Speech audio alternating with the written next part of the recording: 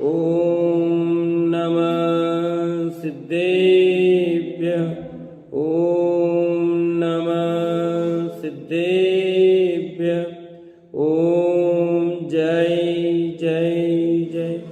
नमोस्तु नमोस्तु नमोस्तु।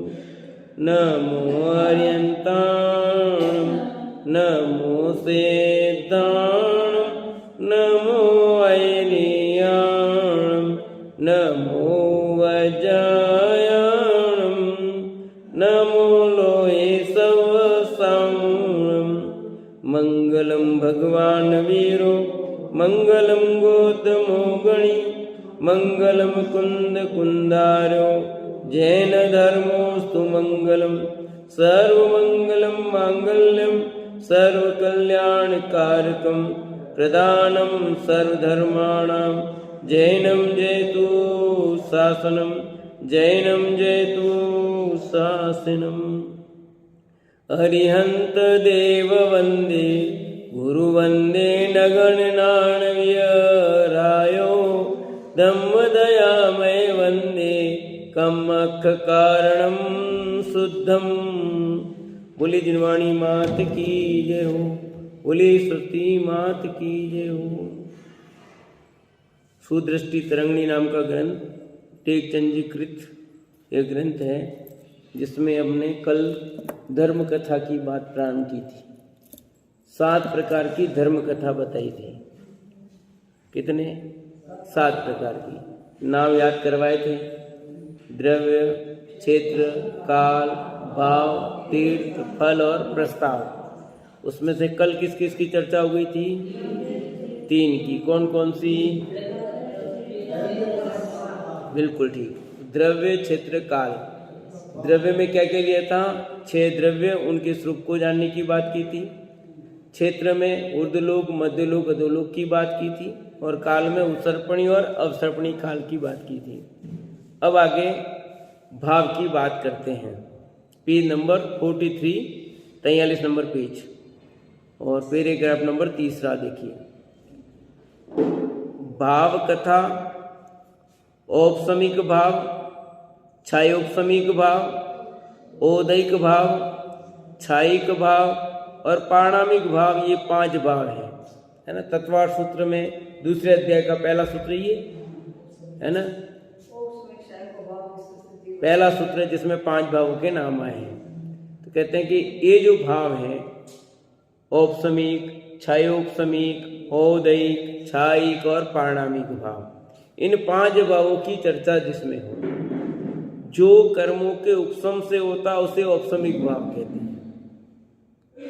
जिसमें कर्मों के उपशम से संबंधित चर्चा है वो औपसमिक भाव। इसके भी 2 भेद हैं वापस, औपसमिक सम्यक्त और औपसमिक चारित्र।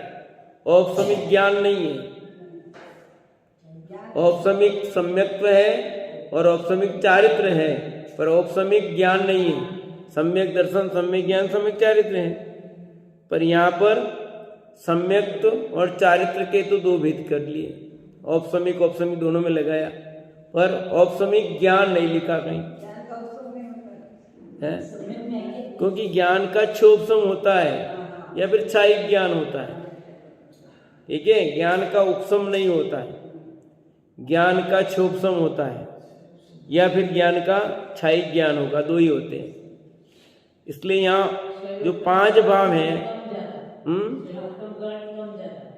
हाँ 6 उपसम होता रहता है। औपसमिक क्या होता है अभी आएगा, उसमें दबे रहना फिर वापस आना, पूरा ऐसा होता है। तो औपसमिक भाव, छायोपसमिक भाव, औदैक भाव, छायिक भाव और पाणामिक भाव। उसमें औपसमिक भाव के यहाँ बात की किसके 2 भेद होते हैं, एक औपसमिक सम्यक और एक औपसमिक चारित्र। जिसमें चर्चा हो वो सब क्या होंगे? भाव धर्म कथा। एंड हम जो चर्चा ऐसी आएगी जहाँ भी, तो वो धर्म कथा है। एक एक ग्रंथ में सब चीज मिल सकती है। ये 7 प्रकार की बात कही ना, तो किसी ग्रंथ में 7 बात मिलेगी, पर चर्चा जो होगी उस समय उस धर्म कथा कहेंगे, इतना समझना।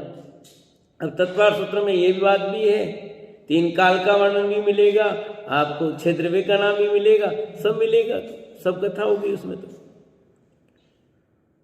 ये दोनों भाव अपने गाती कर्म का उपशम करके प्रकट होते हैं तो औपसमिक भाव है। देखो दो प्रकार के जो कर्म है ना, घाती कर्म और अघाती कर्म। घाती कर्म जो होते हैं वो जीव के अनुजीव गुणों का घात करते हैं, और जो अघाती कर्म है वो जीव का सीधा सीधा घात नहीं करते हैं, वो अनुजीवी गुणों का है ना, उसका संयोगी पदार्थों से संबंध है। घाती कर्म का तो जीव से संबंध है सीधा, और अघाती कर्मों का संबंध है वो संयोगी पदार्थों से संबंध है। जैसे शरीर नाम कर्म तो शरीर आ गया है, तो ये सब संयोगी पदार्थ है बाहर से, और वो सीधे जीव के गुणों से संबंधित है चारों बार। तो घाती कर्मों का उपशम करके प्रकट होते हैं, इसलिए औपसमिक भाव है ये। जिसमें कर्म के कितने ही अंश तो उदय भाव रूप होते हैं, कितने ही अंश उपशम रूप और 6 रूप होकर रहते हैं। उनके उदय होने पर रस प्रकट होते समय आत्मा में जो भाव होते हैं उन्हें छायोपशमिक भाव कहते हैं। अब एक एक की परिभाषा भी बता रहे हैं। औपसमिक भाव की क्या परिभाषा बताई? जो कर्मों को उपशम से होते, कर्म का उपशम हुआ। उपशम का मतलब देखो, एक पानी, एक कीचड़ वाला पानी है, उसमें अपन ने फिटकरी जमाई, घुमाई, फिटकरी घुमाई तो पानी में जो मल था, गंदगी थी, वो पूरी नीचे दब गई और पानी एकदम नीट एंड क्लीन हो गया। तो पानी ऊपर जो नीट एंड क्लीन है और मिट्टी नीचे दबी हुई है, मिट्टी है तो सही, हटी नहीं है, निकाली नहीं है तो सही अभी, परंतु क्या हुआ उसमें नीचे दबी और पानी एकदम साफ है, एकदम नीट एंड क्लीन है ऊपर का पानी। तो क्या हुआ? उपशम हो गया, दब गई। तो इसलिए यहां लिखा जो कर्म के उपशम होता है वो औपसमिक भाव। और छायोपशम में क्या लिखा? जिसमें कर्म के कितने ही अंश उदय भाव रूप थे, कर्म का उदय भी चल रहा है, कितने अंश उपशम रूप हुए हैं, दबे हुए कुछ, और कुछ 6 रूप होते हैं, नष्ट ही हो गए। उनके उदय होने पर रस प्रकट होते समय आत्मा में जो भाव होते हैं उन्हें छायोपशमिक भाव कहते हैं। उदय होने पर रस प्रकट होता है। तो 4 प्रकार का बंध बताया, प्रकृति बंध, प्रदेश बंध, स्थिति बंध और अनुभाग बंध। तो अनुभाग क्या होता है? रस, वो वाली बात। उनके उदय होने पर रस प्रकट होते समय आत्मा में जो भाव हुए, अपनी आत्मा में जो भाव प्रकट हुए वो कहलाएंगे छायोपशमिक भाव। इसके भी 18 भेद है। कितने? 18 भेद हैं। औपसमिक के तो कितने भेद किए? 2 भेद। कौन कौन से? औपसमिक, सम्यक तो औपसमिक, चारित्र। छायोपशमिक के कितने भेद कर रहे हैं? 18 भेद। कितने भेद किए? 18। कौन कौन से? 3 कुज्ञान, 4 सुज्ञान, 3 दर्शन, छायोपशमिक सम्यक, छायोपशमिक चारित्र, देश संयम, 5 अंतराय का क्षोभसम। ये कुल 18 हुए। देखो 3 ज्ञान और 4 सुज्ञान, 3 कुज्ञान, 4 7 ज्ञान हो गए। ज्ञान के तो 8 भेद किए, तीनों 7 ही क्यों लिए? कि केवल ज्ञान नहीं आता है, केवल ज्ञान पूर्ण ज्ञान है, छायोपशमिक ज्ञान नहीं है। इसलिए ज्ञान के जो 8 भेद हैं उसमें से एक हट गया केवल ज्ञान, क्योंकि वो छाई ज्ञान में आता है। किस में आता है? तो यहाँ 7 तो ज्ञान हो गए।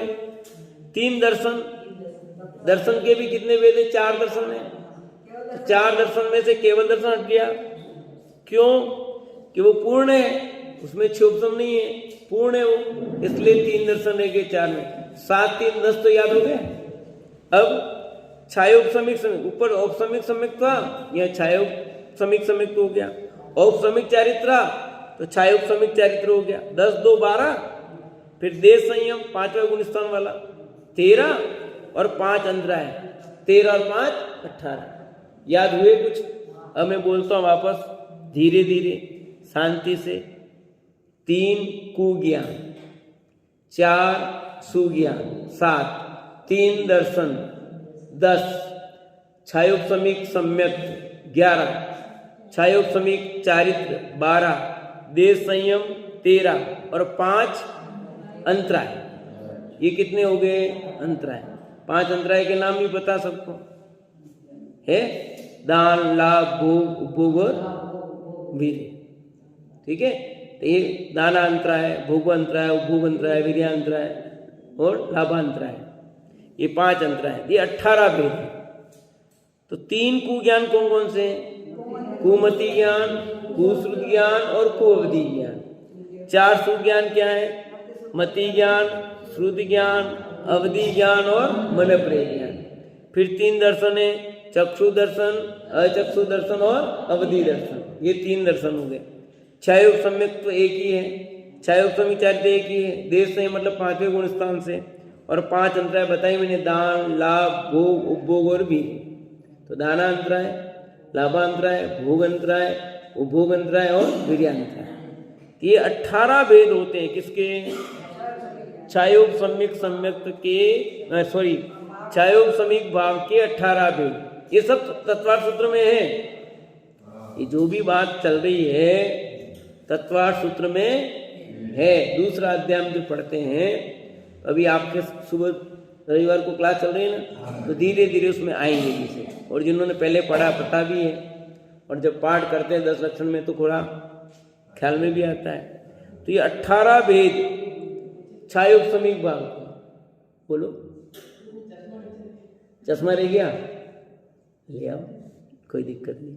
नीचे रहो तो ले आओ, ताकि देखने में दुविधा नहीं हो। 2 मिनट और लगेंगे, घर पे आना, नीचे रहो तो ले आओ। हाँ, इतना फिर ग्रंथ देखने में ठीक रहेगा। घर रहा तो वहां नहीं जाना, उतना नुकसान हो जाएगा। तो छायोग सम्यक भाव के 18 भेद हो गए कंप्लीट। इसका लक्षण क्या बताया? कितने ही कर्मों का तो वर्तमान में उदय, कुछ का क्षय, कुछ का उपशम, ये नाम है क्षोभसम। तीसरा, जिन गुणों के प्रतिपक्षी कर्म सर्वथा नष्ट हो गए हैं वे क्षायिक भाव हैं। क्षायिक के 9 भेद हैं। क्षायिक ज्ञान, क्षायिक दर्शन, क्षायिक चारित्र, क्षायिक सम्यक्त्व, 5 लब्धियां, क्षायिक दान, क्षायिक लाभ, क्षायिक भोग, क्षायिक उपभोग, क्षायिक वीर्य। आए भी गए नीचे, वहां क्षायोपम रूप था या क्षायिक रूप हो गया। ठीक है, तो क्षायिक जो भाव है उसमें क्या होता है? जिन गुणों के प्रतिपक्षी कर्म है उनका सर्वथा नष्ट हो गए, पूरे के पूरे खत्म, अब वो नहीं रहे। क्षोभसम में नष्ट नहीं हुए पूरे, उपसम में दबे हुए थे, और क्षायिक में क्या हुआ? पूरे के पूरे नष्ट हो गए। ऐसे क्षायिक भाव के फिर 9 भेद किए हैं। पहला, क्षायिक ज्ञान। क्षायिक ज्ञान माने केवल ज्ञान। क्षायिक दर्शन माने केवल दर्शन। क्षायिक चारित्र माने अनंत चारित्र हो गया, अनंत पूर्ण रूप से। देने उसको क्या कौन सा कहते हैं? बताओ उसको। यथाख्यात चारित्र, परिपूर्ण चारित्र। क्षायिक सम्यक्त्व, ज्ञान दर्शन लिया तो फिर क्षायिक सम्यक्त्व अलग क्यों लिया? तो ये क्षायिक दर्शन तो केवल दर्शन है, और क्षायिक सम्यक्त्व दर्शन मोनी वाला है। अंतर समझ में आ रहा है अमराज साहब? क्षायिक दर्शन है वो ज्ञानावरणी, दर्शनावरणी कर्म से संबंधित है, तो केवल दर्शन हुआ है यहाँ। क्षायिक ज्ञान है वो ज्ञानावरणी कर्म के पूर्ण अभाव रूप है, और क्षायिक चारित्र और क्षायिक सम्यक्त्व ये मोनी कर्म के दोनों के अभाव रूप होते हैं। मोनी कर्म के 2 भेद किए, दर्शन मोनी और चारित्र मोनी। दर्शन मोनी के अभाव से क्षायिक सम्यक्त्व हुआ, और चारित्र मोनी के अभाव से क्षायिक चारित्र हुआ। आ गया ख्याल में? नहीं आए फिर बोलता भाई। 4 प्रकार के कर्म है ना, घात्या कर्म कितने हैं? 4। कौन कौन से? ज्ञानावरणी, दर्शनावरणी, मोहनी और अंतरय। तो ये 4 घाती कर्म का क्षय होगा तो क्या प्रकट होगा? ज्ञानावरणी कर्म का क्षय हुआ तो क्षायिक ज्ञान प्रकट हुआ, यानी केवल ज्ञान। दर्शनावरणी कर्म का अभाव हुआ तो केवल दर्शन प्रकट हुआ, जिसको क्षायिक दर्शन का है। फिर मोनी कर्म के 2 भेद हो गए, दर्शन मोनी और चारित्र मोनी। तो दर्शन मोनी का अभाव हुआ तो क्षायिक सम्यक्त्व हुआ, चारित्र मोनी का अभाव हुआ तो क्षायिक चारित्र हुआ, इन्हें था क्या? चारित्र हो गया। ठीक है, क्लियर? फिर अंतराय कर्म है, तो अंतराय कर्म के 5 भेद बताए ऊपर, वो यहाँ है। तो ये अंतराय भी पूर्ण रूप से समाप्त हो गई, अब कोई अंतराय नहीं रही। अनंत भगवान के कोई अंतराय रहती है क्या? नहीं रहती है। तो उनके क्षयिक दान भी है, क्षयिक लाभ भी है, क्षयिक भोग भी है, क्षयिक उपभोग भी है, क्षयिक वीर्य भी है। यानी 5 प्रकार की जो अंतराय थी, तो अंतराय कर्म का अभाव हुआ, तो अंतराय के अभाव में जो प्रकट होने वाले गुण है वो गुण प्रकट हो गए। तो दान, लाभ, भोग, उपभोग, वीर्य तो इच्छाइक हो गए। ऊपर में क्षोभसम थे और यहाँ क्या हो गया? क्षयिक हो गए। क्यों? अब कभी भी उनके दान में अंतराय नहीं है, उनकी दिवदनी खिरती है, कोई अंतराय नहीं है। सही है ना?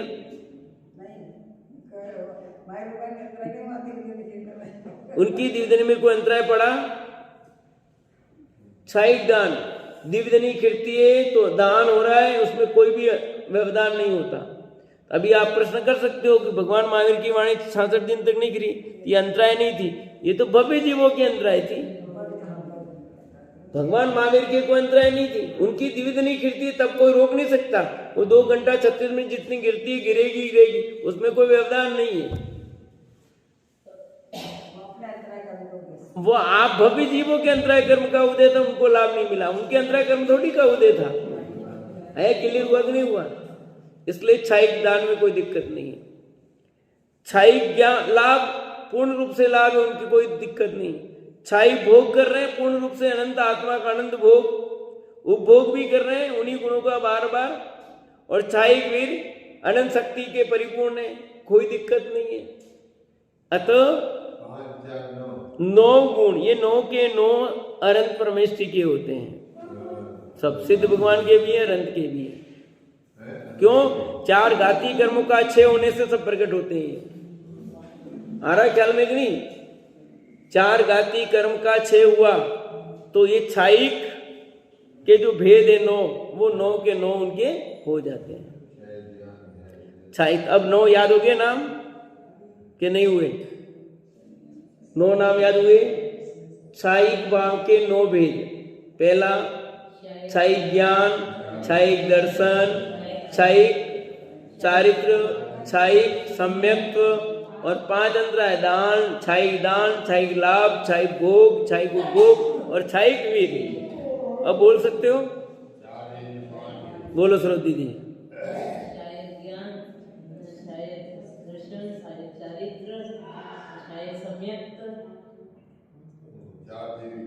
आप क्षयिक शब्द नहीं लगाओ तो चलेगा, हम एक बार लगा दो तो सब मान लेंगे। दान, लाभ, भोग, उपभोग और वीर्य, बस एक बार लगा दिया समझ जाएंगे कि हो गया है।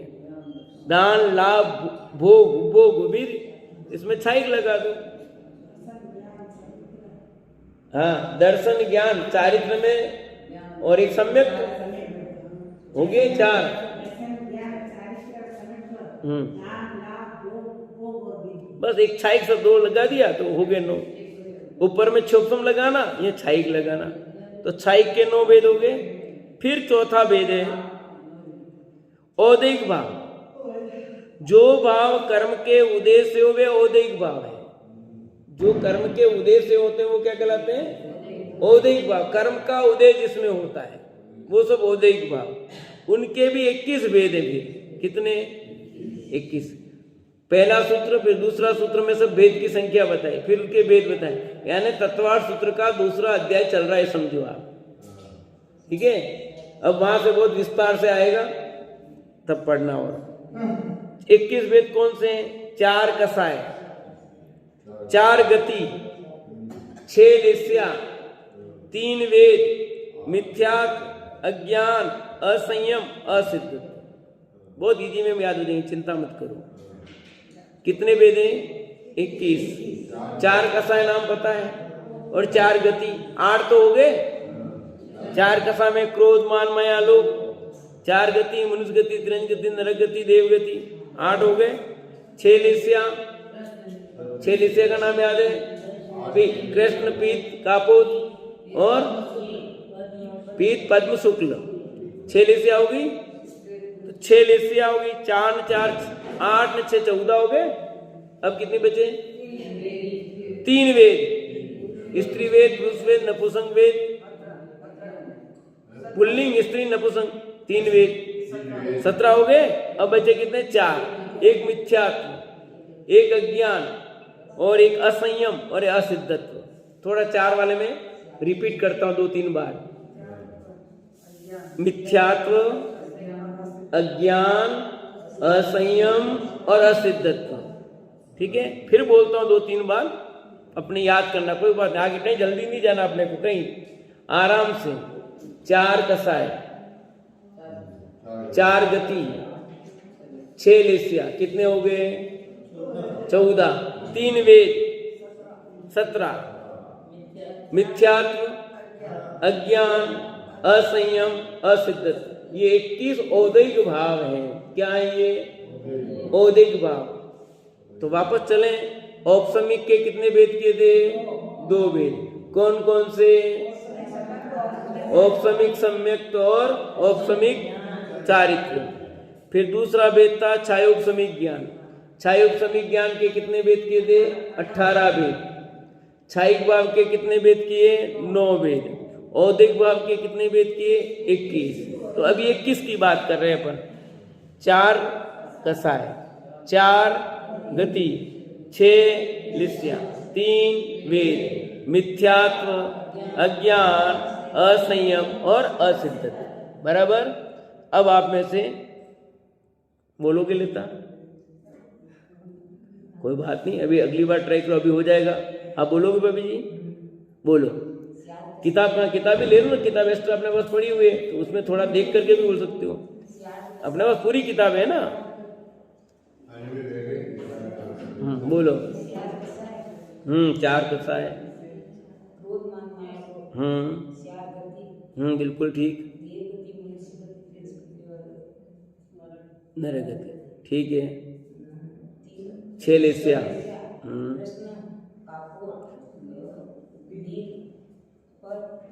पीत पद्म शुक्ल। कृष्ण, इसमें क्रम से ही बोलना होता है। कृष्ण, नील, कापुर, पीत पद्म शुक्ल। पीत पद्म शुक्ल, इस क्रम में याद रखना, क्योंकि उसका स्वभाव ऐसा है, इसलिए।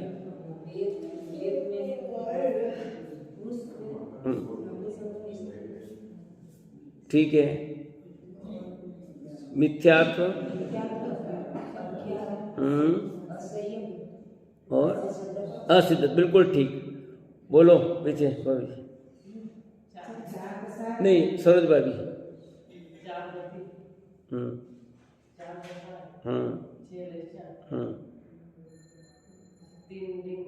3 वेद, हाँ ठीक है, बिल्कुल सही है।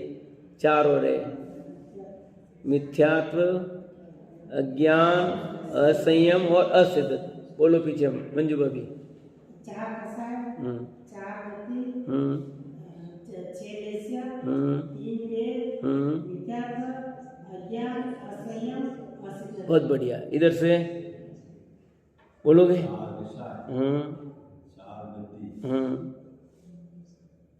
6 लेस्या, 6 लेस्या, वेद, बिल्कुल ठीक। मिथ्यात्व, अज्ञान, बहुत बढ़िया। ये क्या है? 21।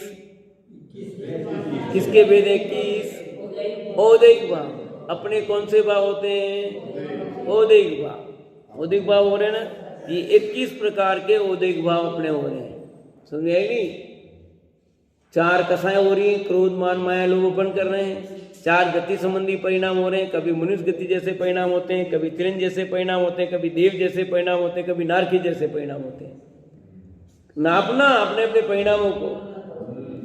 आपके हर जो परिणाम होते हैं ना, उससे वो गति का बंध होता है। आयु का बंध तो एक बार होता है। आयु का बंध तो पूरे जीवन काल में एक बार ही होता है, और गति का बंध तो प्रति समय होता है। ख्याल में यही बात। तो आपको फल भी मिल रहा है नहीं? अभी जिस आप हर समय मनुष्य गति का ही फल नहीं भोग रहे हो। कभी मनुष्य जैसा फल भोगते हो, कभी नरक जैसा फल भोगते हो, कभी देव जैसा, कभी नारकी जैसा। अरे घर में नरक जैसो कर रखे है, क्या हुआ है? कभी नरक जैसा दुख भोगते हो घर में ही, तो नरक गति। कभी देव जैसा ठाठ भोगते हो, कभी मनुष्य जैसे सरल परिणाम होते हैं, कभी तिरंजो जैसे, मायाचार जैसे परिणाम होते हैं। होते नहीं होते? तो आप सब भोग रहे हो यहाँ चारों गतियों के। तो चारों गति का उदय आपके चलता रहता है। पर अपन तो मनुष्य आयु का बंध हुआ, तो मनुष्य आयु का उदय प्रति समय चल रहा है आपके। पर चार गति का जो बंध हुआ वो भी तो उदय में आ रहा है कि नहीं आ रहा है? कि मनुष्य गति का उदय चल रहा है कि मनुष्य गति का उदय नहीं चलता? मनुष्य आयु का उदय प्रति समय चल रहा है, जब तक आप मनुष्य आयु पूरी नहीं होगी तब तक। बाकी तो आपके चार गति में दिन भर में आप फल भोग रहे हो। किसी समय आपके परिणाम देव जैसे शुभ भाव बहुत मंद कसाय आपकी, कभी आप मायाचार जैसे त्रिन जैसे परिणाम, कभी तीव्र कसाय नारकी जैसी मार काट थप्पड़ मार ऐसे कुछ परिणाम, कभी मनुष्य जैसे सरल परिणाम होते कि नहीं होते? ये सब दिन भर अपन भोगा करते हैं। ये जो चारों परिणाम होते हैं तो गति का बंध आपके प्रति समय होते हैं, तो फिर किसी भी समय किसी भी गति का बंध हो सकता है। हो ही रहा ना, होता ही है, हो ही रहा है, ये कह रहा हूं। जैसे अभी तीव्र परिणाम के तो एक बार नरक गति का बंद हो गया तो वो नरक गति का बंध, नरक आयु का नहीं। आयु का बंध होने पर तो आपको नरक गति में जाना पड़ेगा और नरक गति में जाके वहां भोगोगे। पर नरक गति का जो बंद हुआ है तो यहाँ मनुष्य गति में भी नरक जैसा दुख भोगना, ये नरक गति का उदय समझे है। मनुष्य आयु का उदय, पर आप मनुष्य में रह करके भी मनुष्य गति का ठाक लो, देव जैसा ठाक लो। ऐसा गति आयु का बंद होने पर तो उस गति में जाना पड़ता है, पर गति का बंद होने पर उस गति में जाना जो नहीं जाएगा, जरूरी नहीं है। ख्याल में आ गया? चार कसाय क्रोध मान माया लोग चल ही रहा आपके। कोई अपने पर क्रोध किया, समझना उसके क्रोध कसा का उदय तब क्रोध कर रहा है। कितनी बढ़िया मीठी बात की तो भी सामने वाला क्रोध करता है। तो हमने कही इसलिए नहीं, उसके क्रोध कसाय का उदय इसलिए क्रोध कर रहा है। वो मान करता है, उसके मान कसाय का उदय इसलिए मान कर रहा है। उसके लोभ कसाय का उदय इसलिए लोभ किया उसने, इसलिए नहीं किया उसने। उसके जिस कसाय का उदय होता ना वो वैसा करता। जिस गति का उदय होना अलग बात है, और आयु बंद होने पर जीव को उस गति में जाना ही पड़ता है। गति का बंद तो प्रति समय चल रहा है, उसके कारण उस गति में जाएगा ऐसा नहीं है। ठीक है, तो चार कसाय होगी और चार गति होगी। 6 लेस्याएं, पीत पद्म कृष्ण नील कापोत, पीत पद्म शुक्ल, ये 6 लेस्याएं। उसके अनुसार आपके लेस्या बराबर चल रही है। मनुष्यों में 6 लेस्या होती है, मनुष्य में 6 प्रकार की लेस्या होती है। फिर है 3 वेद, अपन ने पढ़ा था ये सब चीजें किस किस मार्गणा वाले भाग में।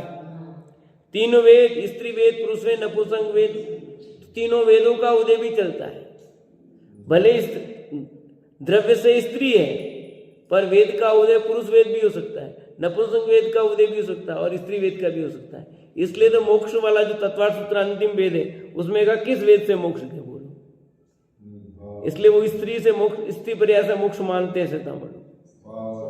फिर नपुंसक से भी मानना चाहिए उनको, क्योंकि वहां तो वो भी लिखा वेद का उदय कौन सा। फिर मिथ्यात्व चल रहा है, वेद आपके चल रहे हैं ना अभी। आप स्त्री हो, पुरुष नपुंसक 3 वेद है। तो द्रव्य वेद से आप स्त्री हो, पर आप स्त्री होने के साथ आपको पुरुष के साथ भोग करने का परिणाम है, स्त्री वेद का उदय हुआ। स्त्री का स्त्री के साथ रमण करने का भाव, तो आपके कौन सा वेद होगा? स्त्री वेद हो गया।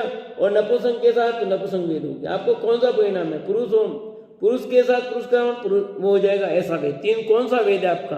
विपरीत है तो कोई दिक्कत नहीं, उससे भिन्न है तो वेद का उदय कौन सा चल रहा है आपको। फिर मिथ्यात्व चल रहा है अनादिकाल से। 7 तत्वों में बूढ़, जीव शरीर को एक मानना अनादिकाल से चला आ रहा है, और ऐसे ही चलते रहना है या रुकना है? ऐसे ही चलना है कि रुकना है मिथ्यात्व को? अब मिथ्यात्व का चकनाचूर करना है तो हम जिनवाणी श्रवण करने आए हैं। मिथ्यात्व को बनाए रखने के लिए नहीं, मिथ्यात्व को छोड़ने के लिए आए। अज्ञान, मिथ्यात्व है तो अज्ञान है। असंयम, अभी संयम नहीं हुआ। पांचवा गुण स्थानोदय संयम होता है, पांचवा नहीं तो संयम ही है। और असिद्ध तो सिद्ध सा नहीं है सिद्ध, ऐसे 21 औदयिक भाव होते हैं। फिर है कर्म साय रहित स्वयं सिद्ध आत्मा का भाव पारणामिक भाव है। उसके 3 भेद हैं, जीवत्व, भव्यत्व, अभव्यत्व। पारणामिक भाव जो सब जीवों के होता है, सदा काल रहेगा, ठीक है ना। कर्म साय रहित स्वयं सिद्ध आत्मा का भाव, जिसमें कर्म का निमित्त नहीं है कुछ भी, अपने आप है। जो पारणामिक भाव है वो अनादि से है, अनंत काल तक रहता है और सब जीवों के होता है, निगो से लेकर सिद्ध पर्यंत। क्यों? इसमें कर्म साय रहित है, स्वयं सिद्ध है, आत्मा का भाव है वो। बाकी जो 4 हैं वो कर्म सापेक्ष हैं।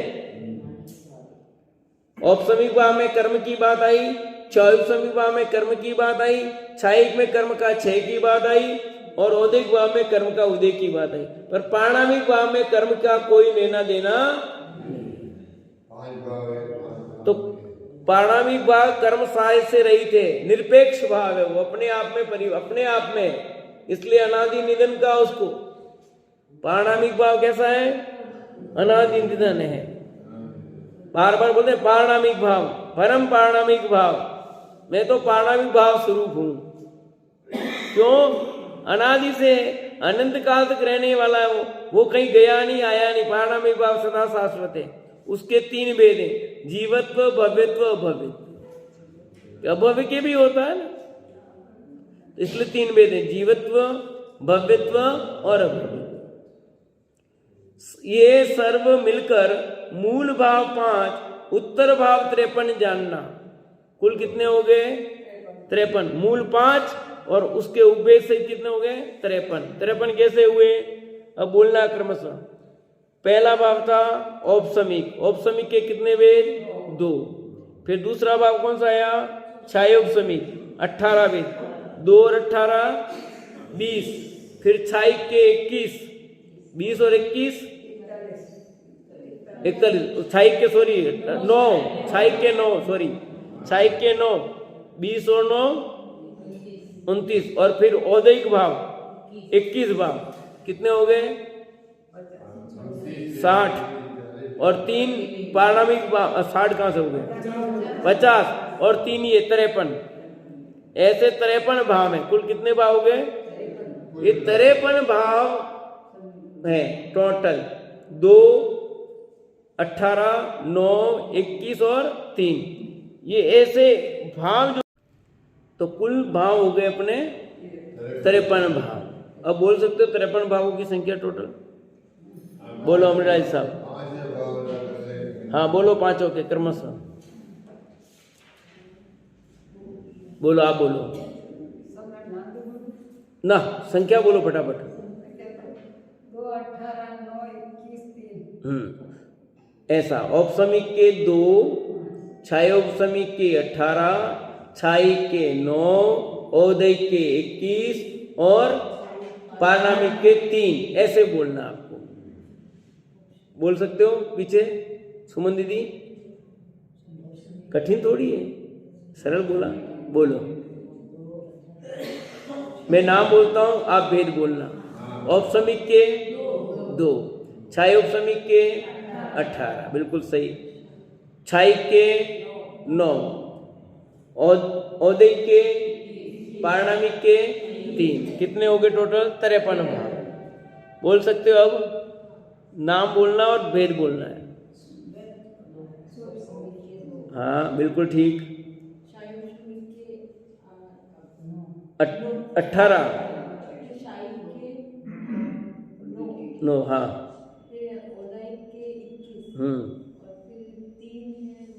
पारणामिक भाव के 3, पारणामिक भाव के। ये 53 भाव हैं। इन 5 भावों के मूल भेद, उत्तर भेद आदि अनेक भावों का जिनमें कथन हो वे धर्मशास्त्र हैं। इन भावों की परस्पर चर्चा करना भाव कथा है। क्या अपन मिल करके अभी इतनी देर किसकी चर्चा कर रहे थे? भाव कथा की। ये जितनी भी चर्चा की ये भाव धर्म कथा है। क्या है? अब आप उत्तर करके नीचे खड़े होकर के जो आपस में पूछोगे तो कौन सी कथा करोगे आप? भाव धर्म कथा कि भाई औपसमी के कितने हुए, छाई के कितने हुए, छाई उपसमी के कितने हुए, औदे के कितने और पाणामी के कितने, फिर एक दूसरे के नाम पूछे, चर्चा की। तो आपने कौन सी कथा की है? भाव धर्म कथा। और उसके बजाय ये पूछा कौन मरा, कौन गया, कौन उठावने में गया, चर्चा करोगे तो कुकथा हो जाएगी। तो अपन धर्म कथा कब करते हैं और कुकथा कब करते हैं, दोनों फर्क है कि नहीं? यहाँ धर्म कथा की चर्चा चल रही है। तो कुल कितनी कथा हो गई? 4।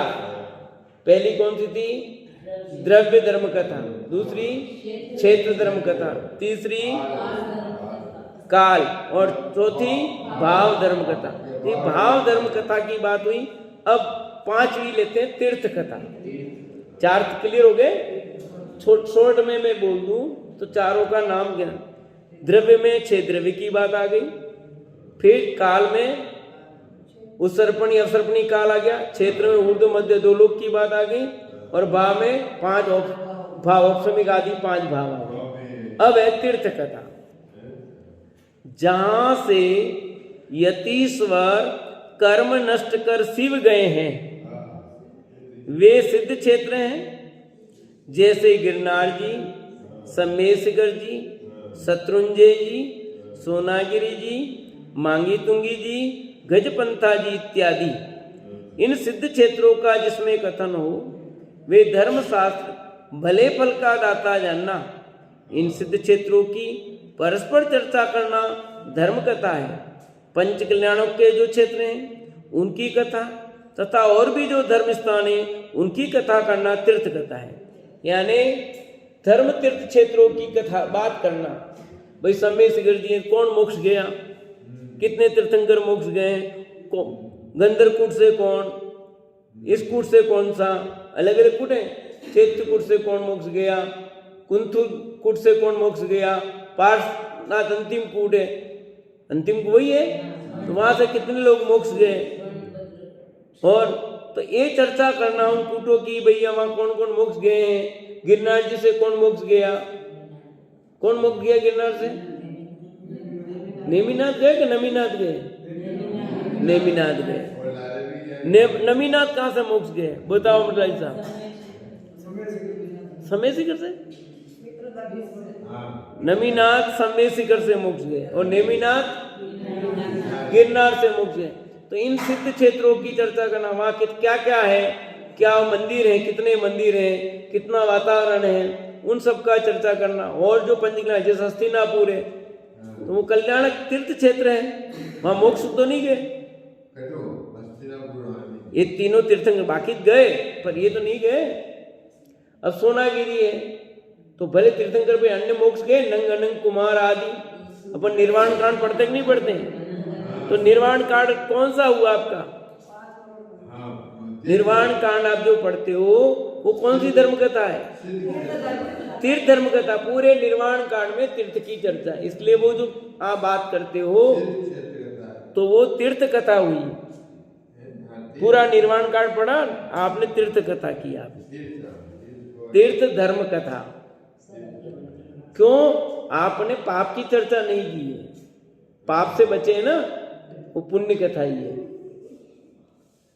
अब है फल कथा, जीव पुद्गलादि द्रव्यों का, जीव अजीव आश्रव बंध संवर निद्रा और मोक्ष, इन 7 तत्वों का तथा इनमें पुण्य और पाप मिलाकर 9 पदार्थों का कथन जिस शास्त्र में हो वह धर्म शास्त्र है। इन 7 तत्वों की विशेष भेदाभेद रूप चर्चा करना फल कथा है।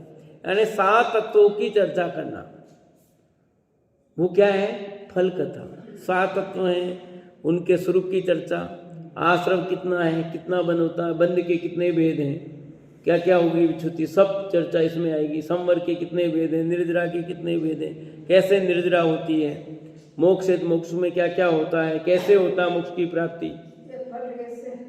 क्यों फल 7, इसका फल तो तभी आएगा आपको।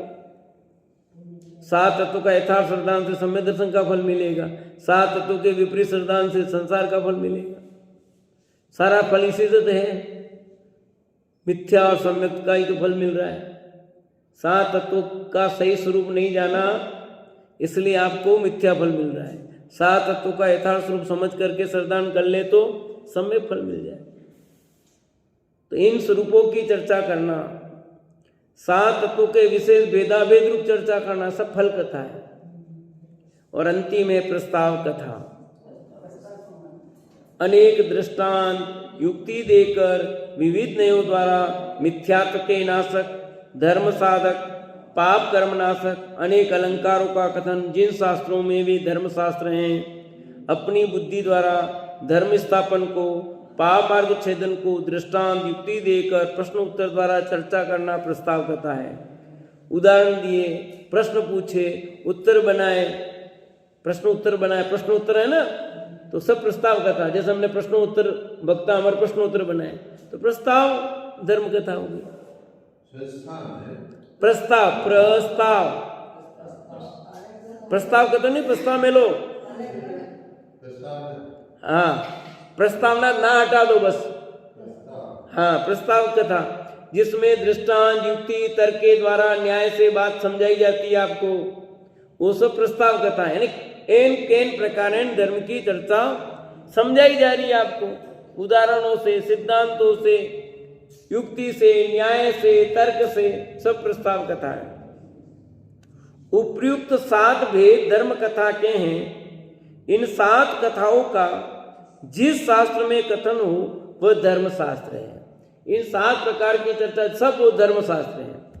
इन 7 कथा रहित अन्य कथन सहित जो शास्त्र हैं वे मिथ्यामय शास्त्र सामान्य जानकर त्याग देने योग्य। यानी कथा नहीं है तो क्या कहेंगे, वो शास्त्र नहीं है। कर्णानुयोग भी आ गया इसमें, प्रथमानुयोग हो गया, चरणानुयोग हो गया, द्रव्यानुयोग हो गया, सब आए कि नहीं आए भाई। 7 तत्व 6 द्रव्य तो द्रव्यानुयोग आ गया।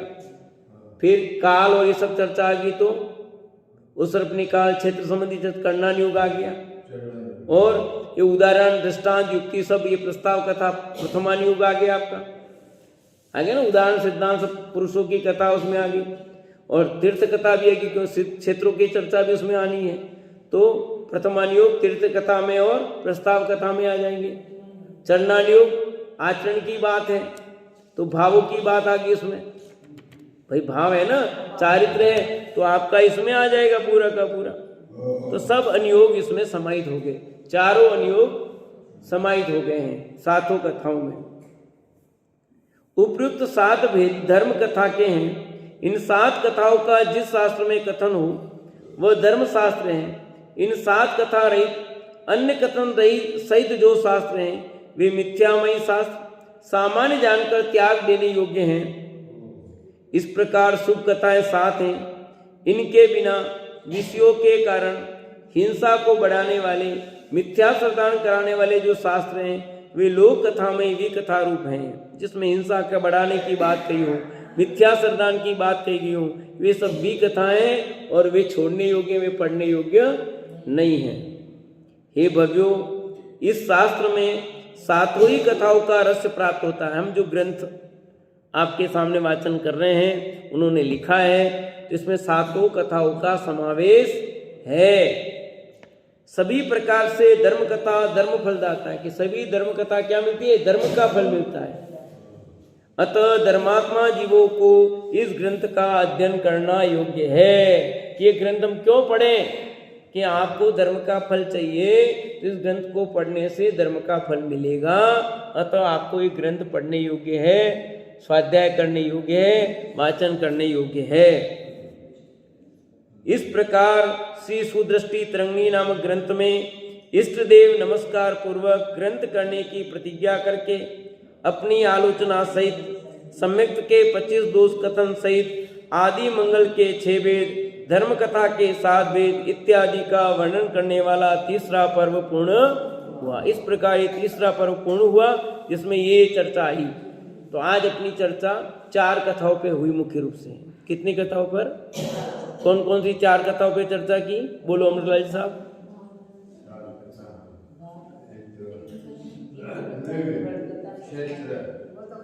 ये तो कल कर दी, आज की बोलो 4। हाँ भाई आज जो सुना उसका पूछ रहा हूँ अभी। हाँ जी, हाँ जी, बोलो। आज की 4 कथाओं की चर्चा। भाव, तीर्थ, फल, प्रस्ताव। अब नहीं भूलना भी। कोई पूछे क्या सुन के आए तो फिर क्या होगा? भाव कथा, तीर्थ कथा, फल कथा और प्रस्ताव कथा, ये 4 कथाओं की चर्चा हुई। बोलो विमल जी। प्रस्ताव, बिल्कुल, बहुत बढ़िया। हाँ जी, बोलो जी। जी, बहुत बढ़िया। इधर से बोलो चित्रा बहन। तीर्थ फल और प्रस्ताव, भाव तीर्थ। हाँ बिल्कुल ठीक, कोई बात नहीं, आगे पीछे हो जाए, इसमें नाम 4 बार जाना चाहिए। बोलो पीछे से तुम। ये 4 कथाओं की चर्चा आज की। और कल 3 कथाओं की चर्चा की थी, वो कौन से थे सुमन दीदी? कल जो 3 कथाओं की चर्चा की थी वो नाम बोलो। आप थे नहीं, पर हमने तो बताया ना भी, यूं क्या करते हो? ये तो स्कूल वाली बात होगी। हाँ, द्रव्य, क्षेत्र, काल, ठीक है। तो 7 कथा होगी, द्रव्य, क्षेत्र, काल, भाव, तीर्थ, फल और प्रस्ताव। इन 7 कथाओं की चर्चा करें, इसके साथ विराम देते हैं।